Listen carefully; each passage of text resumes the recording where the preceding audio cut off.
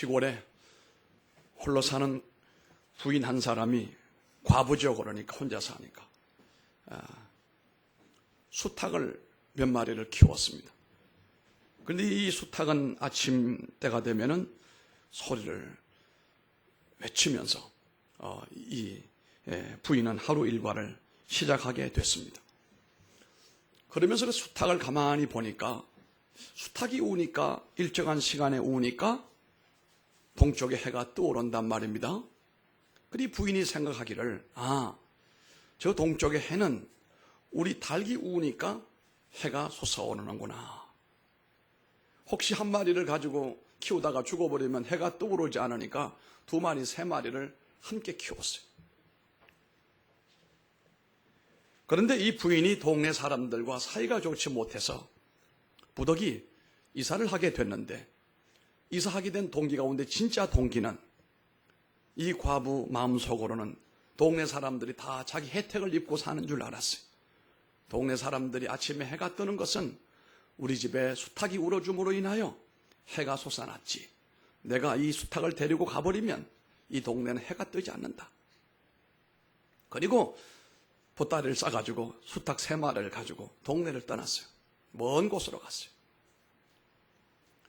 아침이 되는데 이 수탉이 또 우니까 아침에 해가 돋는단 말이에요. 이 과부가 생각하기를 이제 동네 사람들은 해가 여기 돋으니까 거기는 해가 없을 것이고 해가 없으니 얼마나 답답하고 고통스럽겠느냐. 머지않아 아마 나를 찾으러 올 것이다. 그렇게 되면 내가 또 그때는 보란듯이 아마 내가 가리라. 여러분, 이 부인이 생각이 어리석다는 겁니다. 어디 해가 수탉이 오니까 해가 뜹니까? 자기 집에만 해가 뜹니까? 어리석지요. 그런데 이것은 비교할 수 없을 정도로 약해요. 진짜 어리석은 사람이 있어요. 성경에 보면은요, 진짜 어리석은 사람이 3종류가 있어요. 어떤 사람은 이 어리석은 3가지가 다 있는 사람도 있고, 어떤 이는 2가지가 있는 사람이 있고, 어떤 사람은 하나가 있어요. 첫째는 가장 어리석은 사람은 하나님이 없다고 생각하는 사람이에요. 오늘 우리가 읽었던 성경 말씀의 이 부자 농부도 어디를 보아도 그에게 하나님은 없어요. 하나님의 의식도 없었을 뿐만 아니라 하나님으로부터 영향받는 것도 전혀 없습니다. 어찌 보면 무신론자예요. 전혀 하나님에 대한 개념이 없는 그런 존재였습니다. 시편 14편 1절에 말하기를 어리석은 사람은 이러기를 그 마음에 이러기를 하나님이 없다 하는도다. 그들은 부패하고 그 행실이 가증하니 선을 행하는 자가 없도다라고 말합니다. 성경이 말하는 제일 큰 어리석은 바보는 하나님이 없다 이거예요. 내가 볼 땐 하나님이 없다. 어리석은 사람은 단순히 지혜가 없다는 것만을 의미하는 것이 아닙니다. 자신의 창조주로부터 관계를 끊어버리고 마치 연줄에 실이 끊겨버린 연처럼 마음대로 움직이고 고개하고 어느 곳에 떨어져 사라져 가는 것처럼 바로 그와 같은 존재입니다. 영국의 토마스 페인이라고 하는 철학자가 있었습니다. 이분은 아주 무신론자입니다. 그 당시 많은 사람들에게 무신론에 대한 엘리트 의식을 심어주기 위해서 만든 책이 우리말로 해석된 이성의 시대라고 하는 책이 있습니다. 저도 이 책을 여러 번 읽어보았어요. The Age of the Religion이라고 하는 그런 내용이에요. 이성의 시대다. 그래서 본인이 이 책을 저술하게 되면 영국의 지성인들이 전부 무신론자로 돌아오게 되고 교회 가는 어리석은 사람이 없을 것이라고 장담을 하고 이 이성의 시대 책을 쓰기를 시작을 했습니다. 목적이 기독교를 박멸하기 위함이었어요. 이 책을 쓰면서 점점 고민에 빠지기 시작하는 겁니다. 하나님이 없다라고 하는 이론을 만들기 위해서 많은 정보들을 수집해 봤더니 거기다 하나님이 있는 거예요. 그래도 하나님을 골라내고 무신론적인 의미로 책을 써내려가는데 점점 몸이 연약해지기 시작하고 사람 몸이 힘이 빠져가는 거예요. 존재하는 하나님을 존재하지 않는다라고 하는 이론을 만들어가지고 그것을 책으로 써나가는 일이 이게 억지 논리가 아니겠습니까? 순리대로 사는 것은 쉬운 일이지만 역행하는 이 억지 논리로 사는 사람들은 참 인생이 힘들어요. 이 책을 쓰는 가운데 여러 번 어려움이 있고 고통이 있고, 그럼에도 불구하고 내가 이 책을 쓰므로 영국의 지성인들을 무신론자로 내가 만들 것이다 라고 하는 꿈을 버리지를 않았습니다. 어느덧 이 책이 그럭저럭 거의 결론 부분에 도달하게 되었을 때에 이 폐인은 그야말로 폐인이 되어버리고 말았어요. 하나님이 없다고 주장하는 사람은 세상에서 절대 진리가 존재하지 않는다고 봅니다. 여러분, 오늘 이 포스트 모던이라고 하는 문화는 절대 진리를 부정합니다. 옳고 그름과 진리와 비진리를 얘기하지 않습니다. 이 시대는 얼마나 혼란한지 알 수가 없어요. 절대 기준도 없어요. 우리가 말하는 사람으로서 갖고 있는 윤리의식이 있지 않습니까? 이건 어찌 보면 거의 절대 기준이죠. 그것도 필요하지 않다. 절대 진리, 절대 기준이 없다는 겁니다. 마치 자기 생각이 전부고 자기 행동만이 기준이 된다라고 하는 것. 이것을 가르쳐 주로 하는 말이 시대정신이다. 이렇게 진리를 곡해할 가능성이 있는 것입니다. 시대정신이라고 하는 미명하에 온갖 불의를 저지르는 삶을 살아가면서 하나님을 부인하고 하나님의 존재를 무시하고 자신이 행복해지는 것이 마치 이렇게 하나님을 벗어나야만 내가 행복이 온다라고 생각하지만 결국 이런 사람들의 결론이 폐인처럼 파괴적이고 고독해져 간다는 사실입니다. 우리가 주님을 믿으며 누리는 큰 유익이 있습니다만 그 가운데 하나가 인간은 그냥 두게 되면 고독한 존재예요. 불안한 존재예요. 이러므로 오늘처럼 이렇게 문명이 발전되고 문화가 꽃피어 있는 이때는 하나님을 놓쳐버리게 되면 대부분이 정신적인 엄청난 데미지를 겪게 된다는 겁니다. 하나님이 계셔야 될 그곳에 하나님이 계시지 아니하므로 내가 마음이 허전하게 되고 고독이 온다. 이것도 없는 인간은 거의 짐승 같은 인간일 것이고, 히브리 3장 4절에 말합니다. 집마다 지연이가 있으니 만물을 지으신 이는 하나님이시라 분명히 말씀을 했습니다. 여러분 아시겠습니다만 소련의 최초 우주 여행했던 사람은 유리 가가린이라는 사람으로 우리가 알고 있습니다. 보스토크호를 타고 최초로 이 우주를 비행했던 유명한 비행사였습니다. 그가 돌아와서 이렇게 말했습니다. 철저히 이 사람은 무신론자였어요. 내가 하늘에 올라가서 지구를 바라보고 우주를 바라봤더니 거기 어느 곳에도 하나님은 보이지 않더라. 하나님 거기 없더라.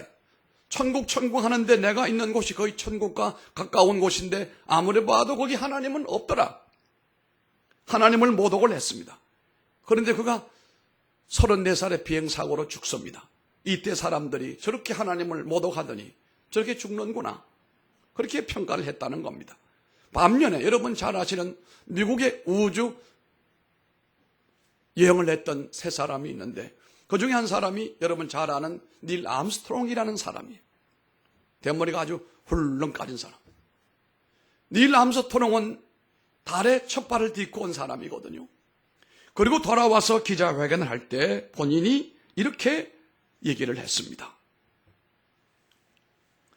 내가 우주를 여행을 하면서 참으로 감탄한 것은 하나님의 그 신비한 창조의 솜씨에 내가 너무도 큰 충격을 받았다. 그 뒤에 이 닐 암스트롱은 신학을 공부하고 전도자가 됩니다. 우주에서 바라본 하나님의 창조 솜씨에 얼마나 충격을 받았으면 전도자가 됐겠습니까? 주로 자신의 눈이 어두운 사람은, 혹은 악한 사람은, 혹은 미련한 사람은 사물을 볼 때도 제대로 보지를 못합니다. 하나님을 비방하고 교회를 비방하고 목회자를 비방하는 사람들을 가만히 보면 그 눈이 병들어 있는 눈이에요. 복이 없는 사람이에요. 그 사람이 바로 바보 같은 사람이고 미련한 사람이고 앞에서 그 여인보다도 수백 배 수천 배 미련한 복이 없는 사람이라는 겁니다. 두 번째 미련한 사람은 자기만 위하여 세상에 재물을 자꾸 쌓아나가는 사람이에요. 이 땅에 온 목적이 마치 돈을 모으려고 온 사람처럼 죽으나 사나 일해서 돈만 모으는 사람. 오늘 여기에 나오는 이 주인공이 그런 사람 아닙니까? 누가복음 12장 20절에 보게 되면 하나님은 이르시되 어리석은 자여 오늘 밤에 내 영혼을 도로 찾으리니 그러면 내 준비한 것이 누구의 것이 되겠느냐 하셨으니 이런 말 이렇게 말씀합니다. 예수님의 비유에 나온 사람은 큰 농장을 가지고 있으면서 해마다 농사만 지으면 풍년이 오는 겁니다. 엄청난 수확물로 인하여 쌓을 창고가 없어서 걱정하는 겁니다. 세상에 걱정할 게 따로 있지. 그 곡식을 쌓을 곳이 없어서 깊은 고민에 빠지고 있다 이 말입니다. 그가 이렇게 말합니다. 내가 곡식 쌓아둘 곳이 없으니 어찌할꼬. 이런 고민에 빠져 있어요. 또 그는 내가 이렇게 하리라 내 곡간을 헐고 더 크게 짓고 내 모든 곡식과 물건을 거기 쌓아두리라. 그렇게 말했어요. 이러면서도 그는 주변에서 힘들어하고 고통스러워하는 고아나 과부나 굶주리고 있는 헐벗은 사람들은 한 번도 조금도 생각한 적이 없었습니다. 아주 이기적인 사람으로 살아가고 있습니다. 더욱이 이 사람의 고백하는 말을 들어보게 되면 하나님의 존재를 인정하지 아니할 뿐만 아니라 하나님을 무시하고 있는 모습을 여기에서 우리가 확인해 볼 수가 있습니다.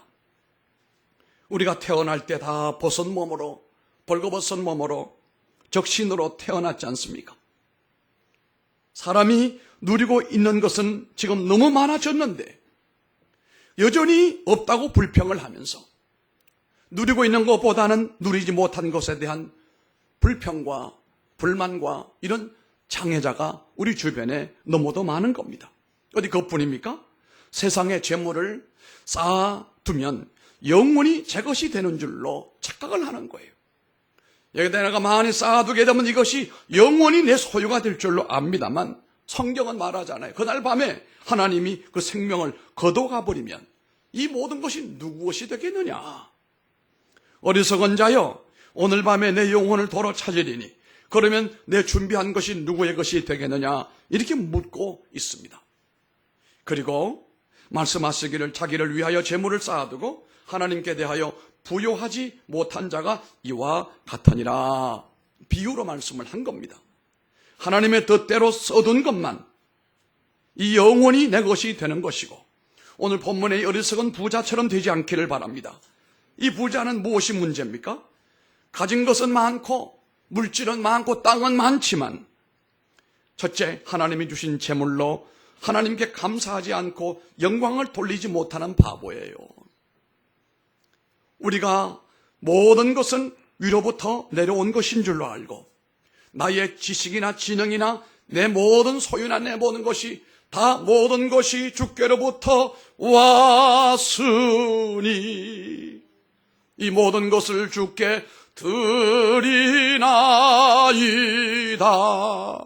이런 찬송이 있는 것처럼 모든 것이 위로부터 내게 왔다. 우리가 하나님을 모르는 사람은 모든 것이 땅에서부터 왔다고 하지만 우리 믿는 사람들, 은혜 받은 성령 받은 사람들은 모든 것이 위로부터 온다고 믿는 사람이에요. 그래서 하늘을 쳐다보고 하나님을 향하여 기도하는 겁니다.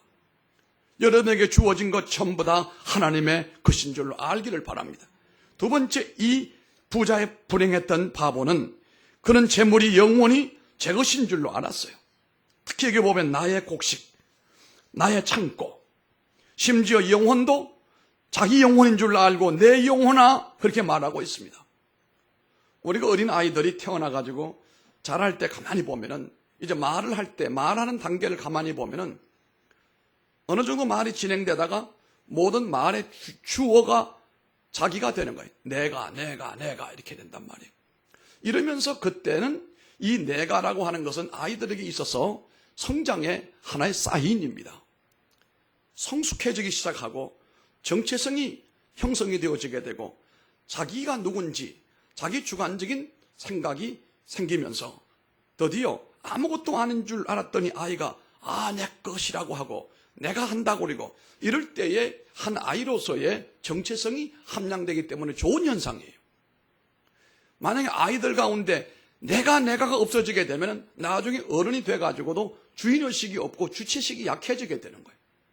문제는 자라가지고도 어느 정도 자라가지고도 내가 하는 것은 아주 위험스러운 부분이 있습니다. 그게 바로 교만이라고 하는 겁니다. 여러분은 하나님 앞에 기도하실 때나 우리 성도들의 교제나 생활에 가는 가운데 내가라고 하는 말을 가능하면 적게 쓰기를 바랍니다. 쓸 때는 언제 씁니까? 내가 책임을 질 때는 내가 하겠습니다. 무거운 책임을 질 때는 내가 하겠습니다라고 하지만 좋은 일을 하고 난 다음에도 내가 했습니다. 내가 했습니다. 내가 했습니다. 이것은 하나님 앞에 미숙함이요 교만합니다 이 말입니다. 하나님을 전혀 인정하지 않고 자기의 능력을 과시하는 사람이 주로 내 것, 내 물질, 내 돈, 내 거 이런단 말입니다. 그 어떤 것이 내 것이 어디 있겠어요? 전부 하나님이 주신 거죠. 하나님의 거죠. 이 물질의 자유함이 그때서 오는 겁니다. 물질의 자유함이라고 하는 것은 내가 물질을 붙들고 내가 주인 노릇하려고 하면은 그게 물질주의적인 사람이고 사람인지 물질인지 구분이 안 될 정도로 그 인격이 말할 수 없이 타락해 있는 사람이거든요. 그러나 우리가 살아가는 가운데 모든 물질이 하나님으로부터 왔다고 한다면 그것을 하나님께 바치는 것이나 11조 하는 것이나 이 물질을 주변 사람에게 나누는 것이나 이것이 너무도 자연스럽고 기쁨이 되고 즐거움이 되는 것이거든요. 이 각박한 시대에 우리는 커피 한 잔이라도 사서 좀 나눠주고 베풀어주고 냉수 한 컵이라도 상대 목을 축여줄 수 있는 그런 베푸는 자가 되려면 물질의 주인공은 내가 아니고 하나님이시다. 내 영혼이 아니고 하나님의 영혼이고 내 돈이 아니고 하나님의 물질이다라는 생각을 해야 됩니다. 세 번째 문제는 뭡니까? 자기의 생각과 미래를 자기 마음대로 할 수 있는 줄로 착각하고 있습니다. 하나님은 뭐라고 그랬습니까? 오늘 밤에 네 영혼을 거둬가면 그 모든 계획과 그 모든 찬란한 너의 꿈은 어디로 가겠느냐? 이런 말씀 아니겠습니까? 네 번째는 하나님을 위하여 가난한 사람을 위하여 사용하는 모습이 전혀 없고 영원한 가치를 전혀 모르고 있다는 사실입니다. 우리가 인생을 마치고 죽음의 문턱에 들어서게 되면 육신은 흙으로 왔기 때문에 흙으로 돌아가지만 우리 영혼은 죽지 않습니다. 우리는 이미 오래전에 알았습니다. 이 영혼 불멸이라고. 영혼은 없어지지 않습니다. 성경도 영혼은 등불이라고 그랬어요. 사람의 영혼 외에 다른 모든 동물에게도 혼이 있습니다. 거긴 영이 없습니다. 혼이 있습니다. 그런데 그 혼은 일회용입니다. 죽음으로 땅에 묻어지게 되므로 땅에서 썩어지는 것처럼 그 혼도 사라져버리고 만다는 거예요. 이 공중에 이 짐승들의 이 혼이 있다. 이거 다 거짓말입니다. 없습니다. 죽음으로 다 끝나는 겁니다. 요즘 애완견을 좋아하는 사람들은 보면은 얘가 죽으니까 화장을 해가지고 사람처럼 낙골당에다 모셔놓고 그리고 생일 때 가서 찾아보고 참배하는 일본 사람들 제가 본 적이 있어요. 정신 나간 사람들. 짐승의 혼은 죽음으로 끝나버리지만 사람의 영혼은 없어지지 않습니다.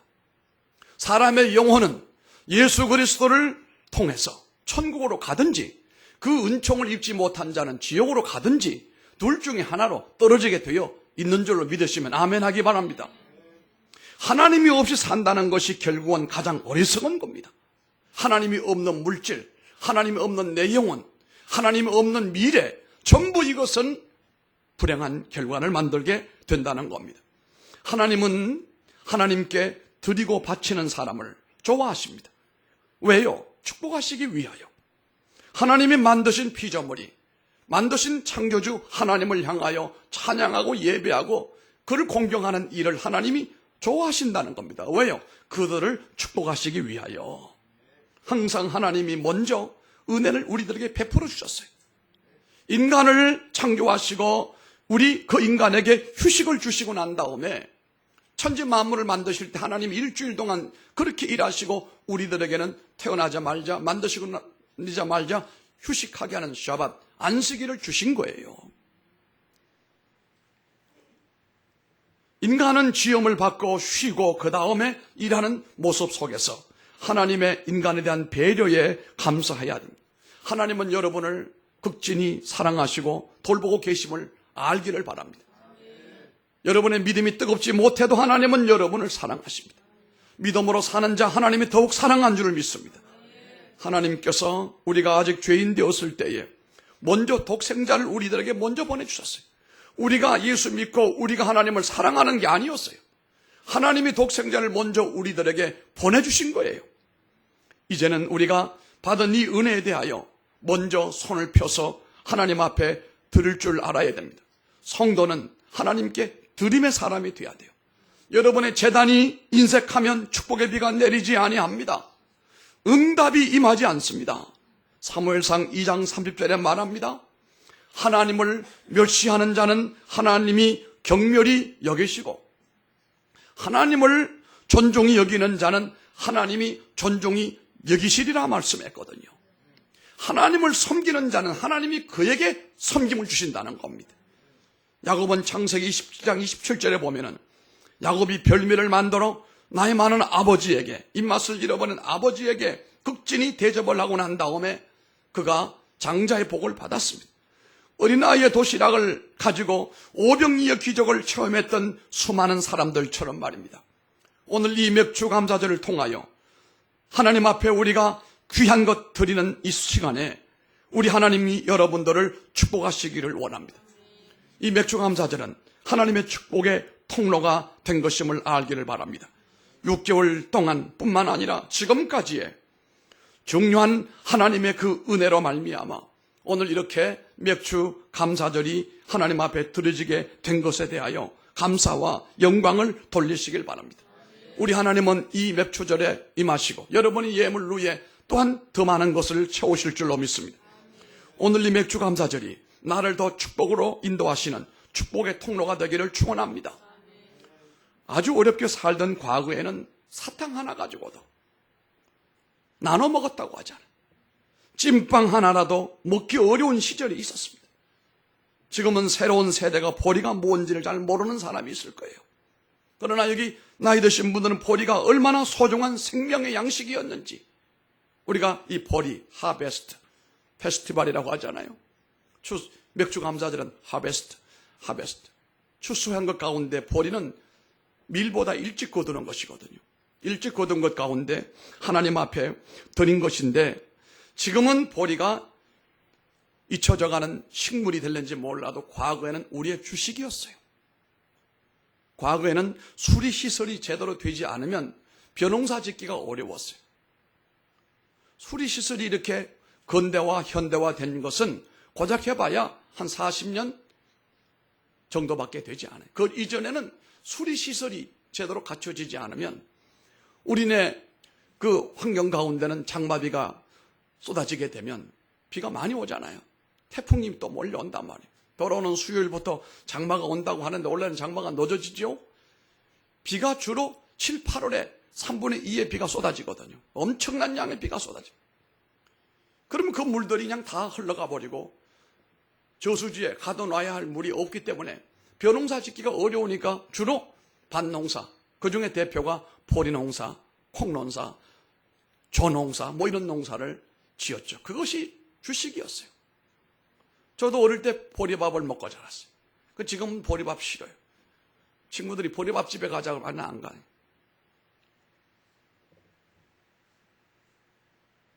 의사들이, 한의사들이 밥을 먹을 때 쌀밥만 먹지 말고 뭐 더 넣고 뭐 그게 전문가 얘기니까 알아만 듣지만 나는 싫어요. 난 쌀밥이 좋아요. 허연 쌀밥이 좋아. 나는 보리에 아주 나는 감정이 안 좋아. 그런데 우리 어머니가 한 말씀이 기억나요. 지금. 야, 이 보리밥도 못 먹고 굶어 죽은 사람이 동네 한둘이 아닌데 뭐가 그렇게 불평이냐 말. 제 밑에 3살 동생은 아예 싫어해. 나보다 더 싫어해. 밥을 안 먹어야 해. 그리고 쳐다보는 데는 우리 아버지 밥상만 쳐다보고 있는. 아버지 밥상은 쌀밥이 반이, 아버지 밥상은 쌀이 섞여져 있으니까 저거 어떻게 얻어먹을까. 어느 날 뭐라고 하니 자기는 장가를 일찍 가고 싶다는 거예요. 왜냐? 나 빨리 장가 가가지고 쌀밥 먹고 싶다는 거예요. 그러면 쌀밥이 뭔지. 이 쌀이 오늘 주식이 되기 전에는 보리가 우리의 주식이었어요. 이 보리를 거둬가지고 주로 보면은 6월달 초순쯤 되면은 거의 거두게 되잖아요. 그러고 난 다음에 그것을 타작하고 정리해서 7월 첫째 주 7일 날 우리가 교회가 한 달 뒤로 연기해가지고, 사실은 이게 제대로 되려면 한 달 앞에 성령 강림 주일날 그날이 맥주 감사절이에요. 그날을 드려야 되는데 우리 한국에 지형적인 문제가 있어가지고 한 달을 뒤로 미뤄가지고 이렇게 따로 맥주 감사절을 하는 거예요. 농사도 안 짓기 때문에 이제는 앞으로 그 오순절날 같이 드려도 무관하다, 이런 생각을 저는 하고 있습니다만, 이렇게 어려운 때에 어떤 집에서 일어난 일입니다. 두 형제를 키우는데 그 아버지가 찐빵 2개를 사가지고 와서 두 형제에게 하나씩을 줬어요. 여러분, 찐빵, 참외 찐빵 알아요? 찐빵, 요즘 찐빵은 별로 맛이 없지요. 옛날에 찐빵은 기가 막혔어요. 그 김나는 그 소다 냄새 나고 안에 팥 들어있는, 안고 있는 찐빵, 맛있죠. 그 두 형제가 2개를 이성을 잃고 먹기 시작하는 거예요. 이걸 물끄러미 보고 있던 아버지가 그 둘 가운데 동생 보고, 야, 그 찐빵 아빠 좀 줘. 그랬더니 이 둘째 아이가 먹다가 아버지가 달라고 하니까 뒤로 딱 숨기고 난 다음에 내다 도망을 가버렸어요. 큰아들만 이제 있는 거예요. 걸려든 거예요, 이제. 큰아들 보고, 야, 네가 그 빵 좀 줘, 아빠. 그랬더니 이 아이가 주는 거예요. 마지 못해가지고. 근데 아버지 다 먹어버렸어요. 차마 다 먹을 줄 몰랐는데 싹 먹어버리니까 얼마나 서러운지 막 눈물을 흘리고 있는 거예요. 후회가 막심했어요. 그 모습을 보고 있던 아버지가 주머니에서 1,000원짜리, 그때는 1,000원짜리가 이게 오늘 말하면 10만 원 정도 될는지 몰라. 1,000원짜리를 주면서, 야, 아빠가 먹고 싶어서 먹은 게 아니야. 네가 주나 안 주나 내가 한번 보려고 한 거야. 이걸 가져가가지고 네가 먹고 싶은 찐빵 다 사먹고 네가 사고 싶은 거 다 사고 나머지는 네가 용돈으로 써. 그랬어요. 그래 이 아들이 가서 찐빵을 사가지고 오고 학용품을 사가지고 오고 잔뜩 쌓아놓고 난 다음 먹다 보니까 둘째 놈이 들어왔어요. 눈이 이렇게 커진 거예요. 형, 어떻게 된 거야? 그랬더니 형이 말합니다. 아빠가 내 빵 드시고 난 다음에 1,000원짜리 주셔가지고 내가 1,000원 가지고 이렇게 빵도 사고 과자도 사고 좋아하는 거 이렇게 다 샀다. 그랬더니 둘째 아이가 엄마한테로 뛰어갔어요.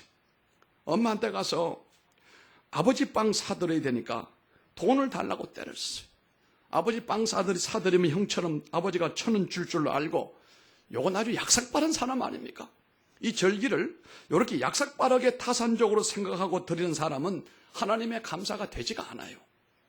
내게 주신 모든 하나님의 은혜 무엇으로 보답할고, 이렇게 주어진 이 맥주 감사절 기회에 내 하나님 앞에 내가 그동안에 받았던 그 은혜를, 그 놀라운 어메이징 그레이스, 그 놀라운 은혜를 내가 보답하리라. 이런 성숙한 성도가 된다면 하나님은 그 위에 은혜와 축복으로 더 갚아줄 줄로 믿습니다. 세 번째로, 이 농부가 어리석었던 바보인 이유는 죽음을 준비하지 못했어요. 예수님이 말씀하신 본문의 부자는 돈에만 관심이 있고 물질 만들어 가는 데만 관심이 있지 영혼에 대하여 무관했어요. 죽음에 대해서 관심을 갖지 않았습니다. 요즘 사람들이 살아가는 데 가만 보게 되면요, 사는 데는 관심이 엄청나게 고조되어 있지만 죽는 일에는 남의 일로 생각하고 있어요. 오늘날 사람들 가만히 보면. 그리고 천국 지옥을 얘기해도 별로 감각이 없는 것이, 여기가 살기가 좋은데 여기가 천국인데 또 무슨 천국이 필요하냐 이거예요. 여러분, 천국은 우리가 사는 세상과 비교할 수가 없습니다. 뿐만 아니라 사는 것도 중요하지만 죽는 것도 중요한 거예요. 죽음의 중요성 가운데 한 가지는 우리가 이 세상을 떠나고 난 다음에 영원히 그 우리의 본향으로 가는 거 아니겠습니까? 천국으로 가는 거 아니겠냐 말이에요. 우리가 죽고 난 다음에 내가 가야 할 곳이 우리는 확실히 마음에 확신되어 있습니다. 저 천국을 우리가 늘 바라보고 믿고 소망하면서 언젠가 주님이 우리를 부르시면 우리는 그곳에 간다는 데 대하여 전혀 이설이 없잖아요. 오늘도 아침에 운전을 해오면서 아이들과 타고 오면서 집사람이 그랬어요. 내가 먼저 말했습니다. 야, 우리가 운전을 해올 때 보면 눈 내리고 춥고 그러더니 꽃 피고 이제는 성화의 계절이 되어서 이렇게 푸르고 이렇게 되는구나. 이렇게 한 해가 또 금방 지나가는구나. 그랬더니 제 아내가 말하기를 그러네요. 그래서 이렇게 살다가 최선 다하여 살다가 하나님 부르시면 천국 가면 그것이 인생이지요. 그래서 아멘이요. 그렇게 얘기를 했어요. 인생 별거 아니에요. 1년 1년 금방 지나가고 한 달 한 달 금방 지나가고 아이들은 금방 자라고 아이들은 금방 커버리고 홀로 날아가 버리고 우리도 머지않아 이 땅을 떠나는 것이 우리임을 알면 내가 최소한 내가 가야 할 곳이 어디인 줄은 알고 살아야 되지 않느냐. 우리는 천국을 확신하고 살아가기를 바랍니다. 왜냐하면 히브리 9장 27절에 한 번 죽는 것은 사람에게 정한 것이요 그 후에는 심판이 있으리니 분명히 말씀을 했습니다. 어느 배 한 척이 풍랑을 만나 파선하여 망망대해를 표류하다가 한 무인도에 도착을 했습니다. 사람들은 그 섬에 도착하자 선장이 준 가지고 있던 음식을 나눠 먹으면서 그리고 언제 우리가 다시 돌아갈지 누가 우리를 구조하러 올지 모르니까 여기 곡식이 있으니까 이 곡식을 일단 심어놓고 겨울이 와도 우리가 이겨내고 내년 봄이 되게 되면 싹을 볼 수가 있을 것이다. 선장이 준비해간 곡식을 선원들에게 나누어 줬습니다. 선원들은 그 곡식을 이제 심기 위해서 땅을 팠는데 땅을 파보니 거기에 사람의 해골도 나오고 돈도 나오고 금덩어리가 나오는 거예요. 보니까 거기 사람들이 이미 왔던 사람들이 아마 거기서 죽은 모양이에요. 땅을 파보니까 거기 금이 나온단 말이에요. 이러니까 사람들이 눈이 희둥거려져서 곡식 심는 일을 멈춰버리고 여기저기 땅을 파가지고 금이 있는 것을 모으기 시작을 했는데 이러는 가운데 어느 날 첫눈이 내리고 말았어요. 추위가 다가왔습니다. 얼마나 추위가 심했는지. 후에 어떤 배가 그곳에 가보니까 해골들 옆에 금은보화가 쌓여져 있더라는 겁니다. 금은보화는 캐면서 겨울이 올 것을 잊어버리고 있는 현대인을 얘기하는 것입니다. 죽음을 준비하지 않는 사람은 가장 큰 바보 중에 한 사람입니다. 예수님은 바로 우리의 죽음의 문제를 해결하시려고 십자가에서 피 흘려 죽으시고 부활하여 주셨어요. 누구든지 저를 믿음에 멸망치 않고 영생을 얻게 하려 하심이라 그렇게 말씀했습니다. 요한복음 14장 1절에 말합니다. 너희는 마음에 근심하지 말라. 하나님을 믿으니 또 나를 믿으라. 내가 너희를 위하여 처소를 예비하러 가노니 처소가 예비되면 내가 다시 내게로 와서 너희를 나 있는 곳에 있게 하려 하심이라. 너희는 마음에 근심하지 말고 의심하지 말라고 그랬습니다. 예수 믿는 사람들은 천국이 확보된 사람들입니다. 우리가 다음 나라에서 영원히 살 수 있는 곳이 준비된 사람이기 때문에 얼마나 든든한지 몰라요. 요한복음 3장 16절 잘 아시죠? 하나님이 세상을 이처럼 사랑하사 독생자를 주셨으니 이는 저를 믿는 자마다 멸망치 않고 영생을 얻게 하려 하심이라 말씀합니다. 오늘 말씀을 마무리하려고 합니다. 우리는 최소한으로 세 가지에 대하여 바보가 아님을 알게 됐어요. 오늘 본문에 나오는 이 부자 농부처럼 정말로 바보 같은 세 가지 이런 모습은 우리에게서부터 사라졌습니다. 거꾸로 말씀드리게 되면 우리는 최소한 예수를 믿음으로 말미암아 죽음을 준비하고 있는 사람들임이 확실합니다. 두 번째는 우리가 세상에 나의 재물을 쌓는 목적으로 살다가 어느 날 세상 떠나는 사람은 아무도 없습니다. 여러분의 돈은 여러분이 쌓아둔 돈이 여러분의 돈이 아니에요. 여러분의 돈은 여러분이 쓰는 것이 여러분의 돈이에요. 은행에 억만금이 있어도 그게 내 돈 아니에요. 그 은행의 돈이에요. 그 돈을 내가 쓸 때만 내 돈이 되는 거예요. 그러므로 물질도 주를 위해 쓰시고 이웃을 위해 쓰시고 이것이 하나님으로부터 공급을 받는 원리거든요. 교회 갔더니 예전에 우리가 어릴 때 그런 말이 있어요. 교회 갔더니 눈 감아라고 해놓고 눈 감고 나한테 나갈 때 고무신이 없어졌더라. 교회 갔더니 헌금하라고 하더라. 뭐 없을 때야 힘들지요. 그러나 이 헌금이라고 하는 것은 하나님께서 우리에게 부유함을 주시기 위하여 만들어 주신 통로예요. 헌금에 대해서 여러분 부정적인 생각이 있거든 고치시길 바랍니다. 없어서 그렇지. 하나님께 드림의 통로가 잘 열려 있어야 하나님으로부터 받는 하늘의 복이 많다는 거예요. 앞에서 봤지요? 둘째 동생은 찐빵 쪼가리 하나도 아빠한테 안 주고, 그래도 큰아들은 눈물 흘리면서 드렸는데 아버지가 왕창 사준 것을 보십시오. 물질에 대하여 우리는 자유하다. 나는 물질을 모으기 위해 인생을 살지 않는다. 물질을 하나님의 뜻대로 사용하기 위함이다. 무엇보다도 가장 중요한 것은 우리가 하나님은 나의 주님이시다. 오늘도 인도하시고 앞으로도 인도할 곧 주님께서 나를 천국으로 인도하실 것이다. 하나님의 의식에 대하여, 하나님의 계심에 대하여 우리가 의심하지 않는 것은 참으로 아름다운 모습이고, 그래서 우리는 바보가 아니고 미련한 사람이 아니고 우리는 무신론자가 아니고 저주받을 인생은 아니고, 여러분들은 하나님의 사랑과 축복을 받을 사람인 것이 분명합니다. 오늘 들어진 이 물질처럼 우리도 하나님 앞에 알곡 성도들로 바쳐져서 하나님의 면류관 쓰는 귀한 동산의 성도들 되시기를 주님 이름으로 축원합니다. 존귀하신